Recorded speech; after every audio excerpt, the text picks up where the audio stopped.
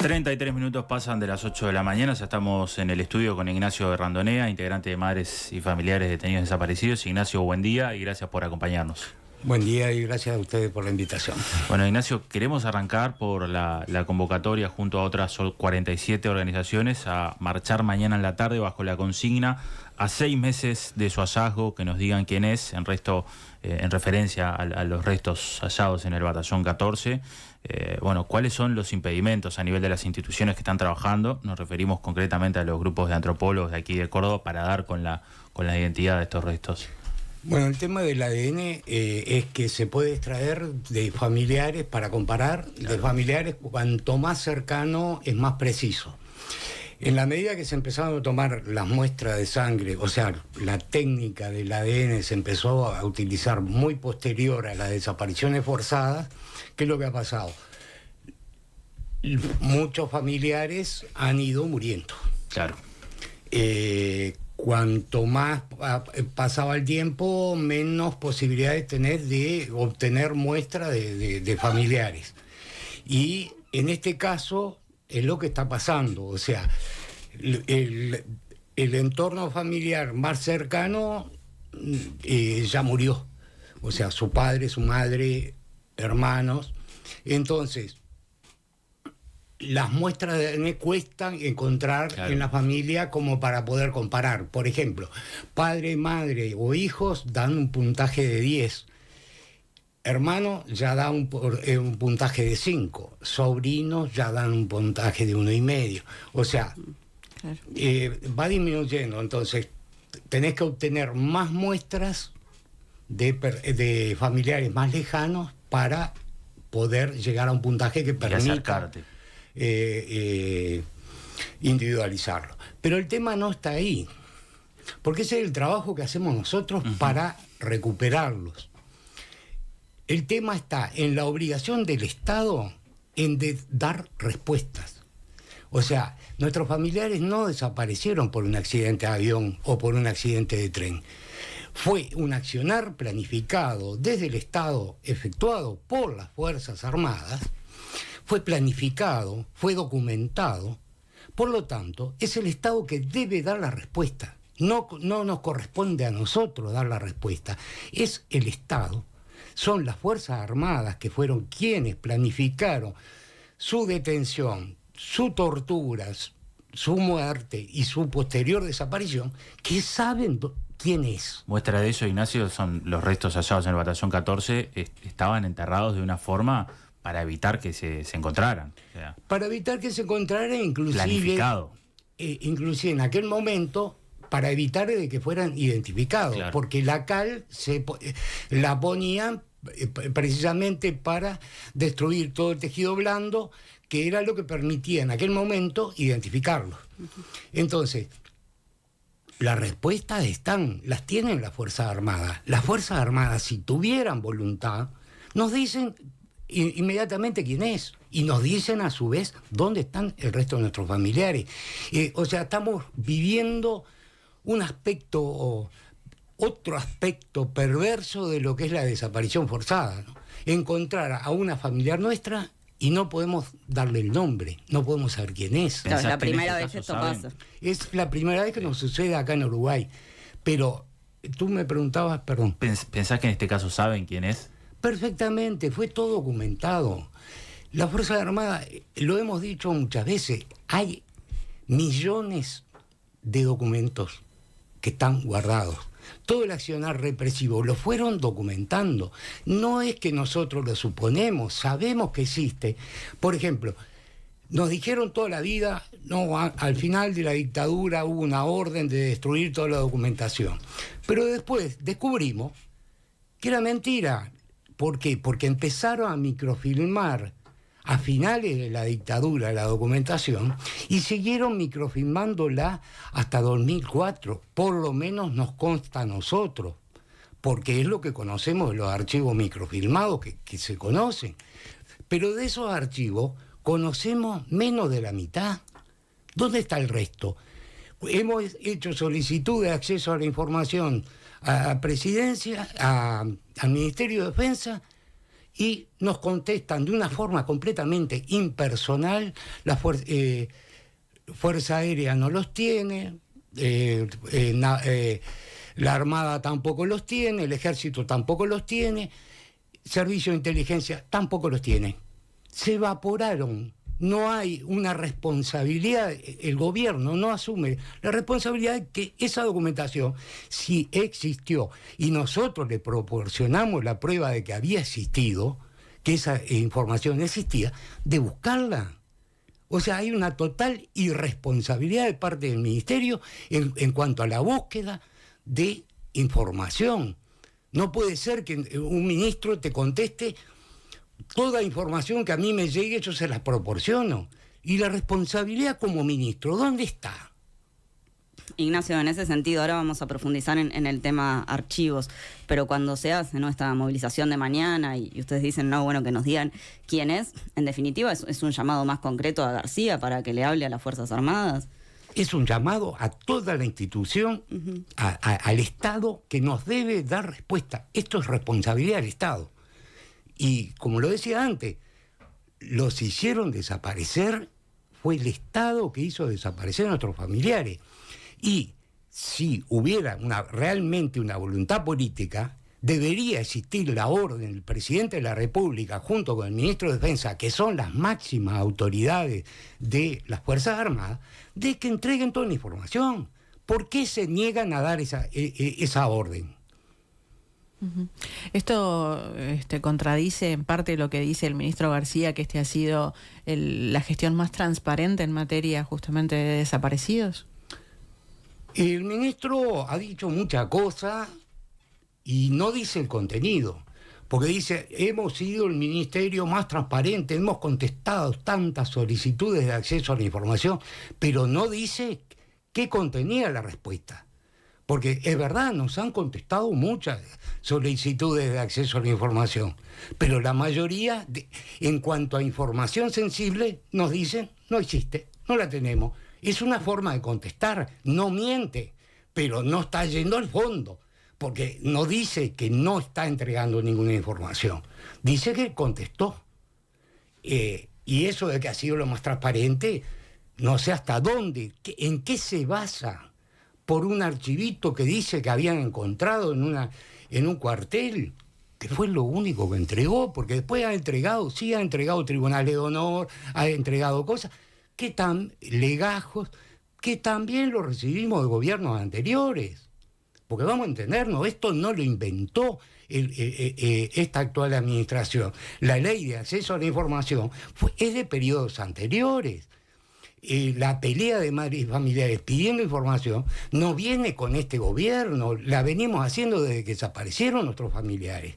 Y ha sido un avance continuo pero lento, por el apoyo de toda la ciudadanía, que estamos en la situación que estamos, pero falta mucho. Y este gobierno no se ha comprometido en obtener información.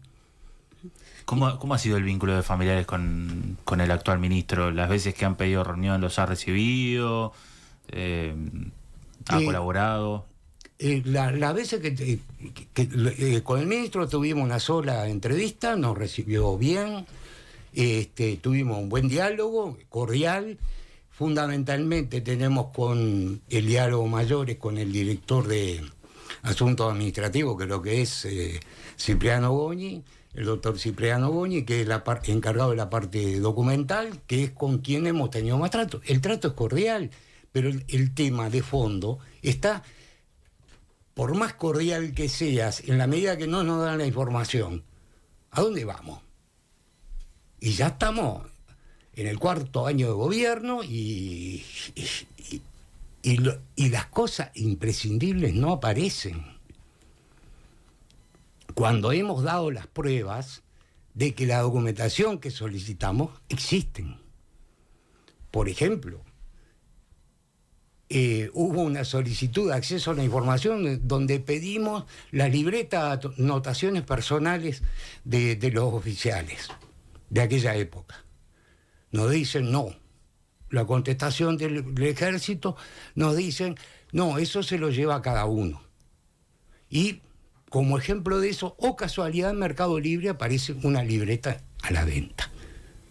O sea, nunca antes había aparecido y nunca después. Justo en ese momento aparece eso. O sea, es una tomadura de pelo. La Armada, sabemos que existe un archivo microfilmado en la Armada. Pedimos información de los rollos que contienen información del periodo de la dictadura, del terrorismo de Estado. ¿Qué nos contestan? Nos dicen, bueno, hay tales rollos con toda la historia de la Armada, rollos que tienen que ver con documentación de finales de 1800, de principios de 1900. ¿Eso qué es? ¿Es mala voluntad? ¿Es incomprensión lectora? ¿O es precisamente el ningunear a madres y familiares en cuanto a la información? Y ese es el Ministerio del Interior, de Defensa Nacional, al cual nosotros le hacemos la solicitud que nos traslada esa respuesta. Si fuera en otro orden, otro tipo de cosas, uno diría nos están tomando el pelo, pero es una falta de respeto a toda la sociedad. Entonces el señor ministro miente cuando está diciendo que él es el más cristalino, que es el que más ha aportado. ¿Esto había pasado en anteriores administraciones? Hemos tenido problemas en que no nos han entregado información, que nos han dicho que no la tenían. Pero de ahí a pasar a decir, yo soy el más cristalino, yo soy el que más entregué, hay un trecho bastante grande. Porque si vemos el contenido, lo que tienen los archivos que nos fueron entregados en el periodo pasado, el famoso archivo Berruti, sí, ¿no? Que son millones de páginas, comparado con esto otro que nos entregó un ministro, no nos dice nada. Legajos de militares hemos recibido anteriormente y recibimos en este periodo. Tribunal de Honor recibimos anteriormente y recibimos en este periodo. O sea, la voluntad política no ha existido, y eso lo hemos reclamado desde siempre, de exigirle a las Fuerzas Armadas que digan la verdad, que digan dónde están nuestros familiares, que es un derecho nuestro y de toda la sociedad, a saber qué pasó. ¿Y el diálogo directo con el presidente de la República? ¿Cuántas veces se ha dado? ¿Cuántas veces han solicitado reuniones? Tuvimos 2 reuniones, también fue cordial, le presentamos las cosas, quedó en darnos una respuesta, al día de hoy estamos esperando. Nos gustaría también hablar y conocer tu opinión, ¿no? Sobre parte del libro del líder de Cabildo Abierto, el libro escrito por Fernando Amado Manini, el comandante en jefe, ¿no? Que, bueno, él en un momento dice, hasta el año 2000, el 99% del ejército no sabía que hubiera un desaparecido, un enterrado. Eso es cosa que se van enterando después. Esto es lo que sale en este libro. ¿Qué es lo que pensás sobre esto? Bueno, el señor Manini se ha caracterizado porque en ese libro dice muchas mentiras. Mentiras por omisión, mentiras por entreverar fechas. O sea, es un artífice de la mentira. Como buen comandante en jefe del ejército. Porque ¿cuál ha sido la constante de la respuesta que hemos recibido de madres y familiares, como madres y familiares de las Fuerzas Armadas? La mentira. ¿Por qué? Porque la cobardía de no asumir la responsabilidad de las atrocidades que cometieron lo lleva a, por medio de la mentira, justificar lo que pasó antes. Y es parte de esa mentira decir, nosotros no sabíamos nada. ¿Recuerdan cuando nos decían que les cargábamos la mochila a las nuevas generaciones? ¿No? Porque le reclamábamos esto, pero el señor Manini firmó un tribunal de honor que entendía que los Gabazo y Silveira y no me acuerdo cuál, Maurente, la desaparición forzada no hería el honor de las Fuerzas Armadas. O sea, el propio Manini Río estaba diciendo que a él ese tipo de cosas no le no le afectaba. Entonces, no digan que no sabían perfectamente. En el Tribunal de Honor a Bertolotti entienden los militares que faltó a su honor porque entregó algún tipo de información al presidente Vázquez. O sea, lo están diciendo los propios mandos. El entregar información es faltarle honor a las Fuerzas Armadas. ¿Y eso cómo se llama eso? Si no es la omertá o el pacto de silencio, como le queramos llamar. Pero es el pacto de los militares para mentirle a toda la sociedad. ¿Por qué? Porque nos quieren seguir planteando el miedo a toda la sociedad que si mañana salimos a protestar, tenemos esa espada de Damocles que nos va a golpear. Decías ahora, Ignacio, que justamente que Manini dice muchas cosas en este libro, y una de las cosas que plantea allí también es que respalda la existencia de la operación Zanahoria, ¿no? Y dice, bueno, en realidad quien me antecedió a mí, la documentación que me pasó es que los cuerpos se habían desenterrado, se habían tirado al Río de la Plata y por tanto no hay registro y hoy en día no se van a encontrar. Y bueno, que lo sabe muy bien el señor Manini, ¿no? Si realmente tiene la información de que existió una operación Zanahoria, que estuvieron enterrados en tal lado y fueron desenterrados, que diga dónde fueron enterrados primariamente. Y ahí vamos a investigar. Porque para probar, para decir existió, hay que probarlo. Y las Fuerzas Armadas nunca dieron ningún tipo de información. Dijeron eso ¿para qué? No hay que buscar más. Ese es el mensaje que nos han dado las Fuerzas Armadas desde siempre. Y con el apoyo de toda la sociedad hemos seguido buscando y hemos encontrado. Y estamos seguros que los vamos a encontrar a todos. ¿Por qué? Porque sabemos que están. No sabemos dónde. Pero más tarde, más temprano, los vamos a encontrar. Vamos a ver qué pasó con cada uno de ellos. Incluso surgió la idea de que estaban en determinados puntos que efectivamente no estaban, pues eso también pasó. Y eso también, o sea, la constante de las Fuerzas Armadas ha sido la mentira. Porque es la única, si no asumen su responsabilidad, es la única forma que tienen. Como todos los criminales, porque vamos a entendernos, vamos al juzgado. La mayoría de los juzgados, cuando empieza el juicio, los interrogan al delincuente. ¿Y qué es lo que dicen? Yo no fui. Y mienten. Y bueno, estos son delincuentes que siguen mintiendo. Ignacio, la Cámara de Diputados va a tratar el proyecto de liberar archivos de la dictadura, algo que ya trató el Senado. Familiares no comparte esta iniciativa. Perdón, Madres y Familiares jamás dijo que estaba en contra de que fueran públicos. Madres y Familiares dice todos los archivos tienen que ser públicos. Ahora, tenemos que tener cuidado qué es lo que hacemos público y de qué forma. Perdón. ¿Por qué? Porque los archivos, primero que nada, ni siquiera podemos decir que es la verdad de las Fuerzas Armadas. Es algo que escribieron las Fuerzas Armadas. ¿Por qué? En algunos casos ni siquiera lo sabemos. Podemos sospecharlo. Por ejemplo, en actas de interrogatorio o parte de los archivos que habla de colaboradores. La mejor forma de mantener el anonimato de un colaborador, ¿cuál es? Atribuirle a otra persona que es la que diciendo que esa persona nos dio la información. Por lo tanto, ahí hay una parte sensible que no podemos exponer a la opinión pública sin seriedad. Bueno, fulano tal colaboró con la dictadura. Segundo, el tema de las actas de interrogatorio. Las actas de interrogatorio todos sabemos que fueron extraídas bajo tortura. Cuando firmabas, estabas encapuchado, no te dejaban leer qué era lo que estabas firmando.